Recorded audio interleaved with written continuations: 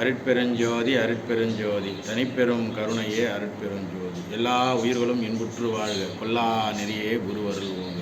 அருட்பெருஞ்சோதி அருட்பெருஞ்சோதி. பாம்பாட்டி சித்த திருவருளாலும் குருவருளாலும் எல்லோரும் எல்லா வளங்களும் பெற இன்றைய தினம் அருள்வாழ் வலைவழி மூலியமாக ஒரு சில விஷயங்களை நம்ம தெளிவுபடுத்த இயங்கியிருக்கிறோம். சிலர் நண்பர்கள் கேட்டிருக்காங்க, இறைவனை வணங்குறவங்களும் இறை வழிபாட்டில் இருக்கிறவங்களும் செத்து போயிடுறாங்க, இறைவன் இல்லைன்றவங்களும் செத்து போயிடுறாங்க. அப்போ மரணன்றது வந்துக்கிட்டு தானே இருக்கும். அதில் என்ன இப்போ இறைவனை வணங்கினா மட்டும் என்ன ஆகிடும் அப்படின்ற மாதிரி நிலையை கேட்டிருக்காங்க. மரணத்துக்கும் மகேசனுக்கும் சம்பந்தம் இல்லை. வள்ளல் பெருமான் சொல்கிறாங்க, மரணம் என்பது இயற்கை அல்ல, அது செயற்கைன்னு சொல்கிறாங்க. நம்ம சாகாமல் இருக்கலாம் அப்படின்னு சொல்கிறாங்க. சித்தர்களெல்லாம் பார்த்தீங்கன்னா 18 சித்தர்களில் பார்த்தீங்கன்னா 1800 வருடம், 2000 வருடம், 1600 வருடம் இதை போல் அவங்க பயணிச்சிருக்கிறாங்க. அப்போ மரணம் என்பது இயற்கை அல்ல, செயற்கை. எது மரணம்? நம்ம ஆன்மா வெளியே போனோடனே கீழே விழுந்தவுடனே இறந்து போகிறோமே, நம்மளுடைய உடம்பு தூக்கி புதைக்கிறாங்களோ, அதுவும் மரணமா? அது மரணம் அல்ல. ஒவ்வொரு உயிரும் பிறக்கின்ற பொழுது ஆனந்த நிலை அடைய வேண்டும் என்ற ஒரு காரணத்துக்காக தான் இறைவன் படைக்கிறான், தவிர துன்ப நிலை அடையணுன்றதுக்காக படைக்கலை. அவன் கர்மான்னு சொல்லுவாங்க. அந்த கர்மா உருவாக்குவது நம்மளுடைய எண்ணங்களும் சிந்தனைகளும் செயல்களும் தான். ஞான மார்க்கம்னு சொல்கிறாங்க. ஞான மார்க்கத்தில் இருந்தால் மரணம் வராதா? இல்லை யோக மார்க்கத்தில் இருந்தால் மரணம் வராதா?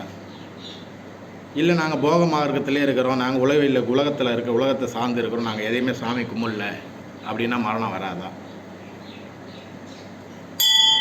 அந்த நிகழ்வுகளை நம்ம இப்போ பார்க்குறோம். மரணம் என்பது நம்மளுடைய ஆன்மா வெளியே போன நம்மளுடைய தேகம் கீழே விழுது, அது மரணம் அல்ல. வாழுகின்ற காலத்தில் ஒவ்வொரு நிமிஷமும், ஒவ்வொரு கணமும், ஒவ்வொரு நேரங்களும் நம்ம ஆனந்தமாக இருக்கணும். அந்த ஆனந்தமாக இருக்கிறதுக்கான காரண காரியம் என்னன்னு கேட்டிங்கன்னா, பிறர் என்னை சீ என்றும் நாய் என்றும் பேய் என்றும் சொல்லா நிலைவேன்னு சொல்கிறாங்க. நம்ம ஒருத்தங்கிட்ட போய் நிற்கும் பொழுது அவங்க நம்மளை பார்த்து ஒரு ஏளனமாகவோ ஒரு விதமான ஒரு கீழ்த்தரமாகவோ அந்த நிலைக்காத நிலையில் நம்ம இருக்கணும்னு சொல்கிறாங்க. அப்போ ஒருத்தவங்க நம்மளை பார்த்து சீன்னு சொல்கிறாங்களா, அந்த நிமிஷமே நம்ம அசிங்கப்படுறோம் பாருங்கள், அந்த அசிங்கப்படுறது தான் மரணம். ஒருத்தனை அடித்தா திருந்த மாட்டான், அவனை என்ன தான் அடித்தாலும் திருந்த மாட்டான், அந்த தப்பு மீண்டும் செய்வான். அவனை அவமானப்படுத்தினா, அவனே அசிங்கப்படுத்தினா தான் திருந்தும். அவனே அசிங்கப்பட்டால் திருந்தும். அப்போ அசிங்கம் என்பது தான் மரணம். அப்போ அசிங்கப்படாமல் இருக்கிறதுக்கு என்ன வழி அப்படின்னா, தன்னை உணரணும். தன்னை உணர்ந்தோருக்கு தாய் தந்தை இல்லை அப்படின்றான். தன்னை உணர்ந்தோருக்கு தாய் தந்தை இல்லை அப்படின்றான். தாய் தந்தைன்னா நம்மளை பெற்றெடுத்த தாய் தந்தையை சொல்லலை, சூட்சுமத்தை சொல்கிறாங்க. தாய் தந்தை என்பது நமக்கு அப்பாற்பட்ட ஒரு சக்தி இருக்குது. அந்த சக்தியை நம்மளை ஒன்றும் பண்ணாது, இல்லைன்றாங்க. அந்த மாய சக்தியை நம்மளை இல்லைன்னு சொல்கிறாங்க. அப்போ மரணம் என்பது நம்ம ஒரு வாழ்க்கையினுடைய தத்துவத்தை உணர்ந்து நமக்கான ஒரு காரண காரியங்களை செய்யும் பொழுது, யாரிடமும் கையேந்தாமல் பிறருக்கு உதவி செஞ்சுக்கிட்டு வாழ்கிற காலத்தில் நீங்கள் நல்ல ஒரு நிலையில் வாழணும், ஆனந்தமாக வாழணும். மரணம் என்பது வரும், மரணம் என்பது போகும். இது இயற்கை சார்ந்த விஷயமாக நம்ம கருதி கொண்டால் கூட, இந்த மரணத்தை வெல்லக்கூடிய வழி என்னன்னு கேட்டிங்கன்னா, மரணம் என்பது சொல்கிறாங்க, இப்போ மரண வலி வலிச்சுது அப்படின்றாங்க. அப்போ மரணம் அந்த மாதிரி ஒரு வலி வலிச்சு தான் உயிர் ஆன்மா வெளியே போகுதுன்னு சொல்கிறாங்க. அப்போ அந்த வலி வலிக்காமல் உயிர் ஆன்மா வெளியே போனால் அதுதான் மரணமில்லா பெருவாழ். அந்த மரணமில்லா பெருவாழ் வாழ என்ன வழிங்கன்னா, 2 சூட்சமாக தான். நீங்கள் எங்கேயுமே ஏறி இறங்க வேண்டிய அவசியம் கிடையாது. எந்தெந்த மலைகளிலோ எங்கேயோ அங்கே பிரகாசம் ஏதோ போக வேண்டிய அவசியம் கிடையாது. கருணை கொள்ளணும். கருணை யார் மேலே கருணை கொள்ளணும் அப்படின்னா, எல்லா உயிரிடத்திலும் கருணை கொள்ளணுமா? அப்போ மகான்கள் தானே அதை செஞ்சாங்க. நம்ம மனிதனாச்சே, நம்மளால் அதை செய்ய முடியுமா அப்படின்னா, நம்ம பிறக்கும் பொழுது மனிதனாக இருக்கிறோம், நம்ம மறையும் பொழுது மகானாக இருக்க வேண்டும் என்றுதான் முன்னோர்களுடைய கூற்று. அப்போது பிறக்கும் பொழுது நீ எல்லா உயிர்களையும் நேசித்து வளர்ந்து கொண்டு வந்தீன்னா நீ மனிதன். அந்த எல்லா உயிர்களும் உன்னை நேசித்து வளர்ந்துனா நீ மகான். அப்போ மகானான பிறகு எல்லா உயிரும் உன்னை நேசிக்கும் போது உனக்கு மரணம் கிடையாது, உனக்கு பிறப்பு இருக்குது. உன் பிறப்பை அறுத்த உடனே அடுத்த பிறவா நிலையை நம்ம அடைகிறோம். அதான் மரணம் இல்லா பெருவாழ். அப்போ என்ன சூட்சமா அப்படின்னா,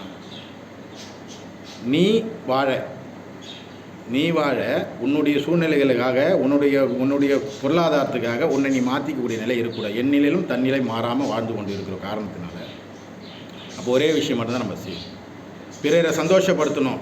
பிறரை சந்தோஷப்படுத்தணும்னா என்னங்க பண்ணணும்? தானம் பண்ணணும், தர்ம காரியங்கள் பண்ணுங்கள்.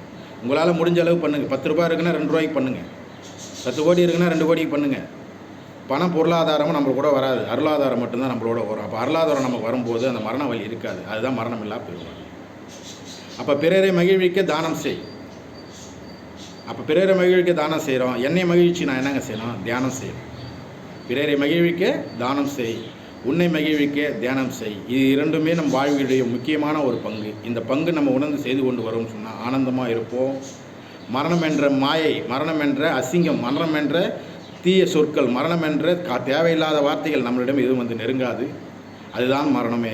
நம் இறந்த பிறகு நம்ம ஆன்மா வெளியே போய்விடும். தேகம் மரணம் அல்ல. வாழுகின்ற வாழ்க்கையில் ஆனந்தமாக இருக்கணும், அறிவு தெளிவோடு இருக்கணும், ஞானமாக இருக்கணும். அப்போ என்ன செய்யணும் அப்படின்னா, இறந்த நிலையான உன் அறிவை பரந்த நிலையாக்கு, பரந்த நிலையான உன் மனதை இறந்த நிலையாக்கு. அப்போ அறிவை விசாரமாக ஆக்கணும், மனதை சாகடிக்கணும். மனதை சாகடித்தா உங்களுக்கு மரணம் வராது, அறிவு விசாரமாச்சுன்னா ஆனந்தம் வரும். இது இரண்டுமே நம்ம ஒரு வாழ்வில் முக்கியமான ஒரு கடைபிடித்து அதை செயல்படுத்த வேண்டும். இதுதான் மரணமில்லா பெருவாழ்வு. அப்போ பிறரை மகிழ்விக்க தானம் செய், உன்னை மகிழ்விக்க தியானம் செய். தியானம் செய்யுங்க, யோகம் செய்யுங்க, ஆனந்தமாக இருங்க, அருட்பெருஞ்சோதி அருளோடு இருங்க, எந்நிலையிலும் தன்னிலை மாறாமல் இருங்க. எப்பொழுதும் இப்பொழுதும் எப்பொழுதும் எந்த நிலையிலும் சிவசிந்தனையோடு இருங்க, அருட்ஜோதி ஆண்டவரோடு இருங்க. எல்லாம் வல்ல இறைவன் உங்களோடு அருள் செய்து பொருள் செய்து எல்லா வளமும் தந்து அருள் செய்வார். பாம்பாட்டு சித்த திருவடிகளே சரணம். ஓம் நம சிவாய. சிவாய நம.